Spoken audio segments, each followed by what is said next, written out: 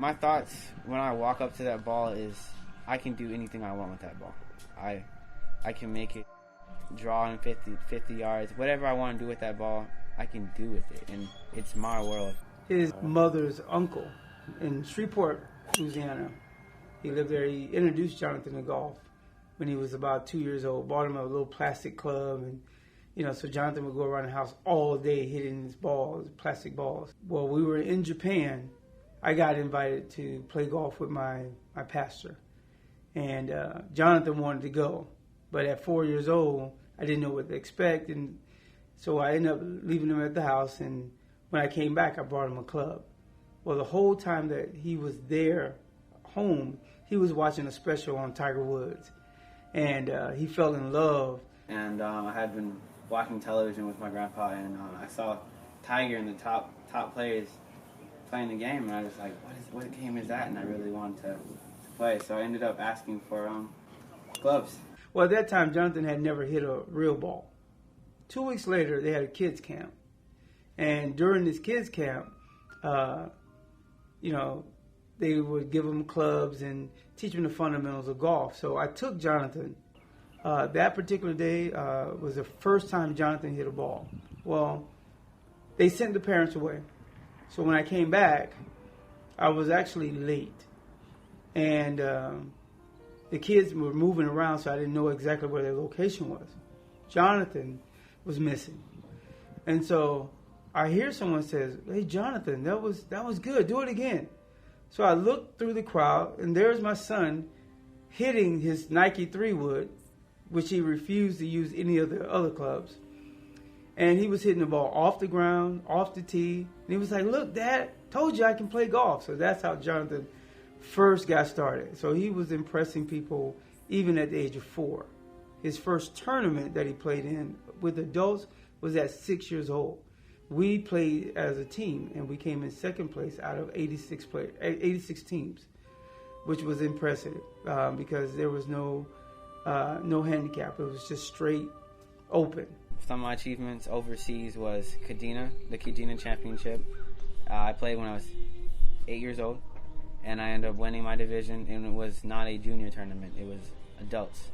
Ishigaki, that's another memorable one. I got third place, but I made a hole-in-one against 18-year-olds, and at the time I was only 9. With his achievements from there, he won, at least 15 tournaments, first place in Japan, junior tournaments. Had about 20, 25 top 5 finishes. I don't think he'd ever finished outside of 5 in Japan. But we realized that being over there as an American kid, that there were a lot of tournaments that he wasn't invited to. So we knew that at a certain age we would have to pretty much come back to the United States and let him attend high school here in the United States. Jonathon is now homeschooled, so he goes through an academy that some days he goes in and some days he does it online. So he manages himself. He has a workout every other day, which is 3 days a week, where he comes and trains for golf, either flexibility training, strength and endurance, posture and balance. I'm actually his fitness trainer and physio trainer.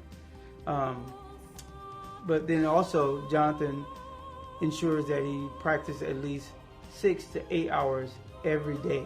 He doesn't miss a day, even on the weekends.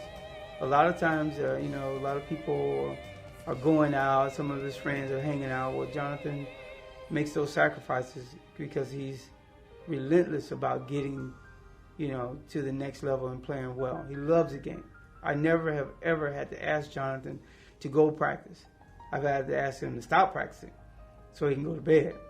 But he'll do things like he has a book where he writes everything down that he learns, and as a reminder, he writes his distance out. He studies the game. He's online all the time with YouTube, trying to figure out, what are some of the things that he was missing. Yes, you have to study the game of golf, because if you don't, you're not going to understand what's really going on. You have to know how the swing works. You have to know what certain grasses do, how the wind reacts to the ball. Like, you have to actually know what's going on in the sport. What makes me stand out from the other talented junior golfers out there is that I have the work ethics to surpass them in skill level, because I work hard. I don't stop until I can really master what I need to master. In Japan, growing up in an environment where you literally go to school for 6 days, and the schools are actually all the way through the summer. And so Jonathon has this impeccable work ethics that he's adapted from Japan. Overall, it's just a little bit more hard work, but most of it really comes down to the money, the funds, and the equipment. Right now I could use better equipment, and that's okay because I can manage it. We just found out recently that Jonathon has been using the clubs that doesn't really help his game. He's actually worked his way out of those clubs. The flex in the clubs they're not where they should be, and he actually broke his driver, and we didn't know that he broke his driver. He broke it because of his club head speed.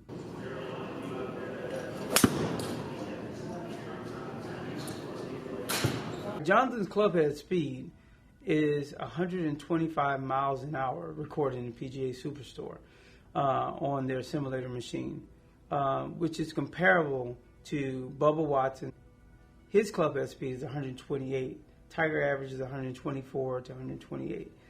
So you can imagine he's right there with these tour players, and yet he's only 16 years old. His average driving distance is between 330 to 360 yards.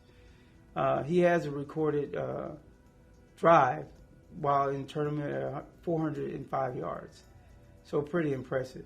But Jonathon's accuracy with the short irons is really where it's at. And that's where he capitalized most on the game. Unfortunately, he's been using the wrong clubs and the wrong flex in his shafts on all of his clubs. And we're trying to get him some. And of course, because of his club head speed being so high, he has to now use an extra stiff shaft. And the ones that we've come across in the PGA Superstore that fits him are quite expensive. I'm having difficulty with, like you said, funding, just having the money to be able to play the game. This game is very expensive, and I try not to focus on it, just try to play the game. A typical driver that Jonathon was using, the one he used brand new, would have cost anywhere from $350 to $450, because it's one that you can buy off the shelf. It's a low grade driver that handles the club head speed of an average golfer. Well, we're finding out that Jonathon is no longer an average golfer.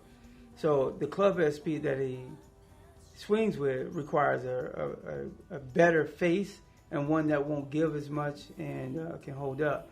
That $350 driver, now the new one that he needs will cost almost $700 to $900 to get him the driver that's adequate enough. The difference is about 60 yards difference gained if he uses the right club and the right shaft. The same thing with the irons. They were used, and they have a regular shaft, and he needs a stiff shaft for those new ones. Well, the new ones versus the old ones costing about $700 used. These new ones, about $1,500. With the new ones, he can swing the club at will. He doesn't have to try to slow down his golf swing in order to try to control the ball from going to the right. Now he can just go right at a pin, and the distance now allows a higher loft, so it can come down softly and not roll as much. And so he dropped, typically using a 7-iron with his old clubs, he could only hit it like 170 yards, 175 yards, not knowing that it was faulty, and usually veers to the right. But using the V-tape taper Mizunos that he has been fitted with, now he hits a 7-iron 205 yards and pinpoint accuracy with a nice little baby draw on it. And you can see the confidence that he has when he's swinging these clubs. Not enough money. My wife's over in Japan. My daughter's still in Japan. Jonathon and I are here over here in the United States. Wife is is a teacher, and I actually am a wellness director, a personal trainer. So, unfortunately, just not enough money to go around. And on top of that, because I'm usually with Jonathon on the weekends at the tournaments, that means the weekends I can't work. So I pull as much hours as I possibly can to get enough money in. But man, this game is pretty expensive. Didn't know that, but now Jonathon is growing. The clubs are changing. His speed is getting more faster. The equipment that he needs actually costs more money just because he's at that level where he can no longer buy things right off the shelf. And then on top of that, the tournaments now, the fees are a lot more than what they used to be, comparably from $60 to $200 plus. And these are usually 2 or 3 day tournaments, and now that are out of state, different areas that we have to now pay for lodging, getting there, transportation, and then of course meals and stuff like that. We're doing everything we can possibly do. Like Jonathon absolutely just doesn't go out and he saves his money. He doesn't go to movies. He doesn't do anything else. We do chores, and he'll do things like ask the neighbor, do you need help doing this or that? Jonathon will also go out and teach kids and then ask for donations. So that's what we're doing now. What a sponsor can really do for me to help me play this game is sending equipment, making sure that I have what I need to be successful and really be able to succeed and thrive in the sport I love to play. What a sponsor can do for us, it take a lot of the stresses and pressures off of being able to go out and play the game at the highest level by helping us with the funding of equipment, funding of transportation, travel. Jonathon is only going to get better. This guy is being a good steward over what this gift is. Jonathon influences kids wherever he goes. People are always talking to him, always, surprised at his abilities, but he's humble. And we invite you to come out and just play with him or participate or watch him come out and enjoy the game. I'm sure you'll be impressed with not just the way he plays the game, but the love that he has for the game.